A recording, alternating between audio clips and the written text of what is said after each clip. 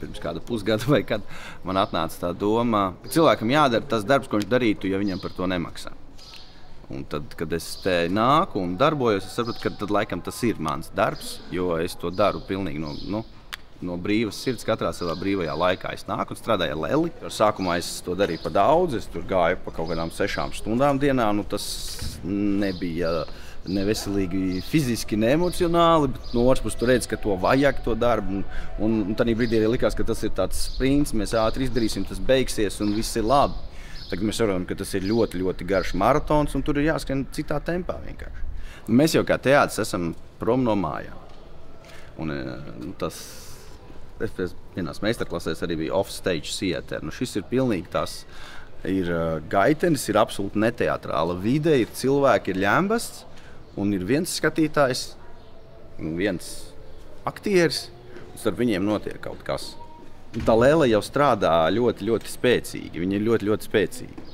Viņa ir par to, ka viņai nav tās sejas, nav to drēbju, katrs cilvēks tur uzzīmē to savu, ko viņš pats iedomājas. Līdz ar to man vienmēr prasa, kā viņu sauc, un es vienmēr prasu, lai mēs iedodam vārdu. Lielāko daļu tie ir vīriešu vārdi, bet ir arī sieviešu. Tur ir katrs tur redz kaut ko citu. Marionete ir vienkārši kaut kāds koka klucīts, iet kāds striķītī. Jā, kas tur ir kociņš striķīts, krāsa kaut kur drusku. Un tu no tā dabūni tā kā spēcīgāku emociju nekā dzīves aktieris. Es nezināju ļoti daudzas lietas, ko viņi var izdarīt, bet kaut kādā brīdī tas cilvēks pretī man rāda kaut ko, man jārāda pakaļ. Es nezinu, vai viņi tā var. Man nav nejausmas, vai viņi tā var. Es daru. Hop, var apgulties. Izrādās, viņi ļoti labi var apgulties. Viņi ļoti labi var kaut kādas vēl lietas izdarīt, ko es nezināju. Ja? Es nezināju. Viņa var dejot, es nezinu, vai viņa var dejot. Vai izrādās, viņa ļoti labi var dejot. Marionešu dēļ es vispār teātrī šī strādāju. Pati pirmā izrāde bija, kurš no mums sapinies ar tām zilajām marionetēm. Tas bija uzreiz, tas man noķēra tā kā cop, tas ir mans. Man liekas tieši tas teātrālais, tas, ka viņa nav, un tu zini, ka nav, bet ir. Jo tu redzi, ka ir, bet zini, ka nav dzīves.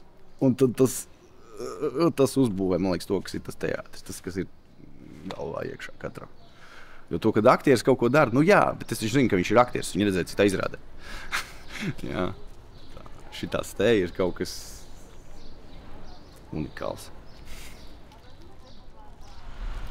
Manā pagātnē ir tāda lieta, kā Anša Rutentāla kustību teātris, un kas arī varbūt iedeva to, kāpēc es iemīlēju tad zilajā marionetē, ka viņa bija šausmīgi līdzīga Pustonim, ja?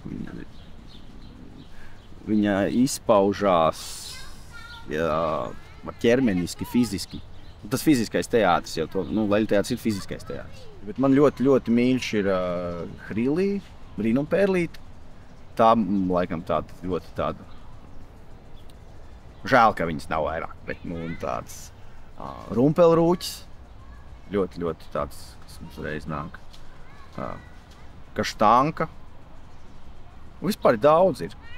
Tas pats, kurš no mums sapinies un snaudošā puķa pasaka, ja? Kur nevarētu teikt, ka, teiksim, tev ir vienam kaut kāda loma, bet tas viss darbs kopā, tas komandas mūrčkols. Un teātris, ir teātris, kad spēlē viens, bet pārsvarā jau ne.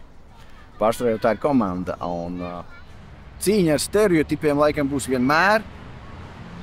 Par to, ka tas ir tikai bērniem un bēbīšiem, un tas ir es nezinu, kāpēc, bet tāds viņš ir milzīgs, tas stereotips, un kamēr mums ir katram cilvēkam jāpaņem aiz rokas un jāparāda, un kamēr cilvēki, teiksim, jauna ģimene ar 2 bērniem, kamēr viņiem doma, ka viņiem vajadzētu sameklēt aukli, lai vakarā aiziet uz Leļu teātri, nešķitīs normāla vai pašsaprotama, jā, tikmēr ar to būs jācīnās. Kā? Leļu teātris ir bērniem, bēbīši, lelīts. Kaut gan arī tur centrā var redzēt. Es pilnīgi redzu, ka viņš ir 70 reizes spēcīgāk strādā ar pieaugušiem. Pa kārtu spēcīgāk. Bet viņiem ar pirmais, nav neviena bērna, ja?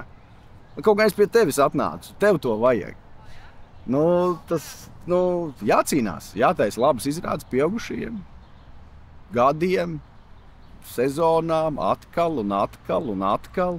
Un atkal būs jautājums, jūs dzīvajā plānā arī kaut kad ejat, un atkal būs tādi jautājumi, ka,